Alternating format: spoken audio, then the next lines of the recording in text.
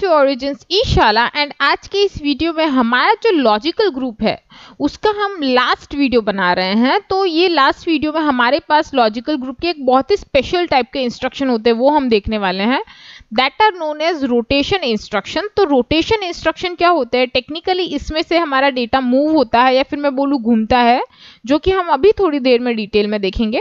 Rotation की अगर मैं बात करूं तो हमारे पास दो तरह के रोटेशन होंगे, एक होगा लेफ्ट और दूसरा होगा राइट। तो दोनों ही रोटेशन हम डिटेल में पढ़ने वाले हैं।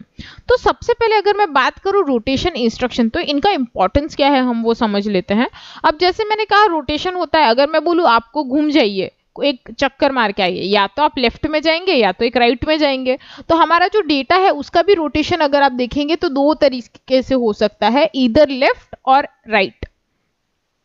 यहाँ पे जो रोटेशन होती है यहाँ पे एक स्पेसिफिक कैटेगरी है और इसमें जो फ्लैग होता है that is carry flag included in rotation. और कोई फ्लैग इंक्लूड नहीं होता है, ये हमें खास ध्यान रखना है, सिर्फ कैरी फ्लैग है। ऐसा क्यों? क्योंकि इस तरह से इंस्ट्रक्शन होते हैं, एक इंस्ट्रक्शन में कैरी फ्लैग भी रोटेशन में इंक्लूडेड है और एक में नहीं है।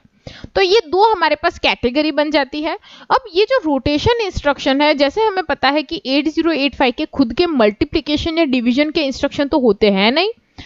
रोटेशन इंस्ट्रक्शन अगर आप लेफ्ट में मूव करेंगे, सिंस जो हमारी पावर होती है, पावर ऑफ नंबर सिस्टम अगर आप देखेंगे, तो अगर आप राइट टू लेफ्ट मूव करते हैं तो it increases in hexadecimal as 0, 2, 4, 8, 16 and so on. तो अगर आप कोई डेटा को लेफ्ट शिफ्ट करते हैं तो इट इज टेक्निकली लाइक आप किसी नंबर को 2 से मल्टीप्लाई कर रहे हैं। तो हमारा जो रोटेशन इंस्ट्रक्शन है इन दोनों तरह के फॉर्मेट में हेल्पफुल हो जाता है। अगर आप लेफ्ट में जाएंगे तो वो मल्टीप्लिकेशन विद 2 बताएगा, और अगर आप राइट में जाएंगे तो टेक्निकली आप 2 की पावर डिक्रिएट करेंगे, 16 to 8, 8 to 4, तो वहां पे वो डिवीजन बताएगा। यहाँ पे ये दोनों चीजें आप रोटेशन इंस्ट्रक्शन की मदद से परफॉर्म कर सकते हैं। यहाँ पे अगर आप इन रोटेशन इंस्ट्रक्शन को देखेंगे तो ये एक इंपॉर्टेंट चीज है कि इनका एड्रेसिंग मोड अगर मैं बोलूं तो अगर आप इंस्ट्रक्शन देखते भी हैं उसके आजू बाजू कोई रजिस्टर नहीं होता। तो ये काम कौन से रजिस्टर पे करता है?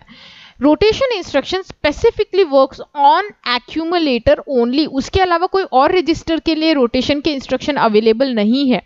और अगर कोई फ्लैग की बात करूं तो ये सिर्फ और सिर्फ कैरी फ्लैग को अफेक्ट करता है, बाकी के जितने भी फ्लैग्स है वैसे के वैसे ही रहेंगे।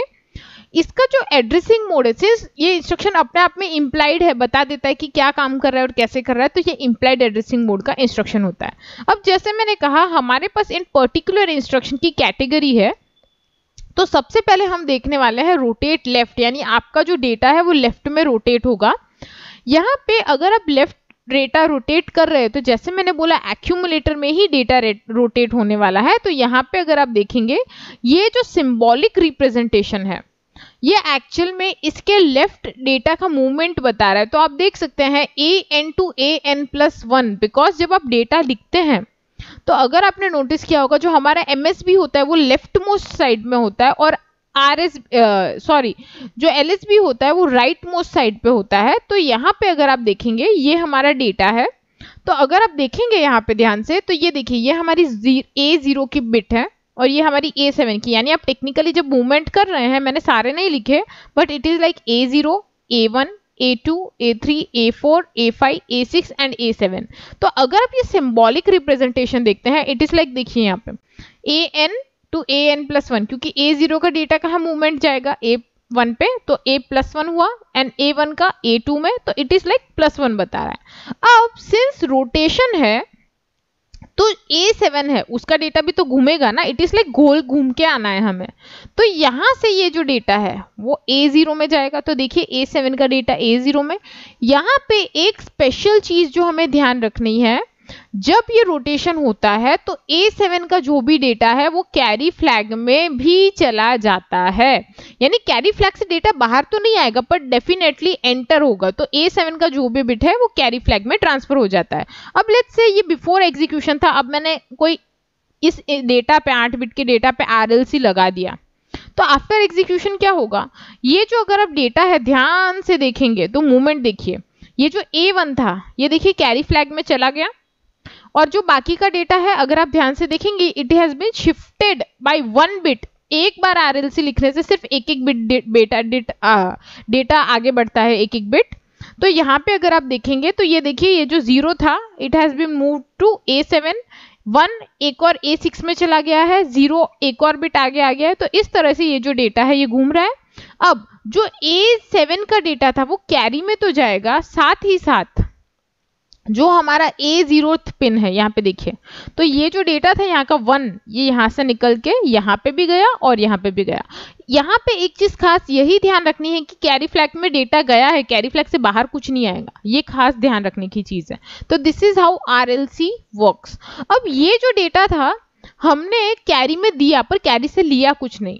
इसका एक थोड़ा सा मॉडिफाइड वर्जन होता है rotate left through carry, RAL। इसमें हम कैरी को भी इंक्लूड करेंगे। तो यहाँ पे क्या होगा, जो रोटेशन है वो तो होने ही वाला है, AN to AN+1, A7 to carry. But अगर आपने लास्ट वाली स्लाइड में देखा होगा तो कैरी फ्लैग का डेटा मूव नहीं हो रहा था, RAL में कैरी फ्लैग का डेटा भी मूव होता है, यानी कैरी इंक्लूडेड होती है सिस्टम में। यहाँ पे जो डेटा है वो कैरी में कैसे ट्रांसफर होगा, तो जो A7 वो कैरी में गया और जो कैरी का डेटा है वो हमारे A0 में जाएगा। तो यहाँ पे सिंबॉलिक रिप्रेजेंटेशन भी आप देख सकते हैं वही रिप्रेजेंट कर रहा है। अब इसका एक एग्जांपल लेने के लिए मैं डेटा ले रही हूँ, तो आप देख सकते हैं यहाँ पे मैंने कैरी फ्लैग में स्पेसिफिकली 1 मेंशन किया है, जबकि लास्ट वाले में नहीं किया था, बिकॉज वहां पे फर्क ही नहीं पड़ रहा था, सिर्फ डेटा ले रहा था कैरी, पर यहाँ पे कैरी मूवमेंट में आएगा इसलिए। अब जैसे आफ्टर एग्जीक्यूशन की अगर मैं बात करूं तो मैंने जैसे कहा डेटा मूवमेंट में आएगा, तो देखिए ये जो आगे का 0 था ये तो आगे जाएगा, बट कैरी का जो डेटा है वो भी मूवमेंट में आ रहा है। तो देखिए कैरी का जो 1 था वो यहाँ से घूम के A0 में चला गया, और बाकी का जो डेटा है आप देख सकते हैं एक एक बिट आगे सरक चुका है। तो ये 1 यहाँ पे था, ये 1 एक बिट आगे आ गया, 0 भी एक बिट आगे आ गया, 0 भी एक बिट आगे आ गया, इस तरह से। तो ये जो RAL और पहले वाला जो RLC है उसमें आपको डिफरेंस पता होना चाहिए कि एक में कैरी में सिर्फ डेटा जा रहा है, कैरी से बाहर कुछ नहीं आ रहा, वाइल RAL में कैरी भी इंक्लूडेड है in the whole rotation process, यानी ये टेक्निकली 9 बिट का लेफ्ट मूवमेंट रोटेशन हो रहा है। सेम इंस्ट्रक्शंस हमारे पास राइट रोटेशन के लिए भी होते हैं। तो हमारे जो राइट के इंस्ट्रक्शन होते हैं उनमें भी सेम वेरिएंट अवेलेबल है जो लेफ्ट में है। तो फर्स्ट इज रोटेट राइट, यानी यहाँ पे जो हमारा रोटेशन है वो LSB to MSB होगा, यानी LSB का डेटा घूम के MSB में जाएगा, प्लस कैरी में भी वो डेटा ओवरराइट होगा। अब जैसे मैंने कहा अगर आप 1 पोजीशन राइट शिफ्ट करेंगे तो हमने जो स्टार्टिंग में डिस्कस किया था यहाँ पे टेक्निकली जो 2 का डिवीजन है वो परफॉर्म होगा। अगर इसका एक एग्जांपल लेना है तो देखिए मैं एक 8 बिट का डेटा प्लस कैरी फ्लैग ले रही हूँ, तो कैरी फ्लैग में पहले क्या है डजंट मैटर, वो भी जो भी होने वाला है इट विल बी ओवरराइटेड।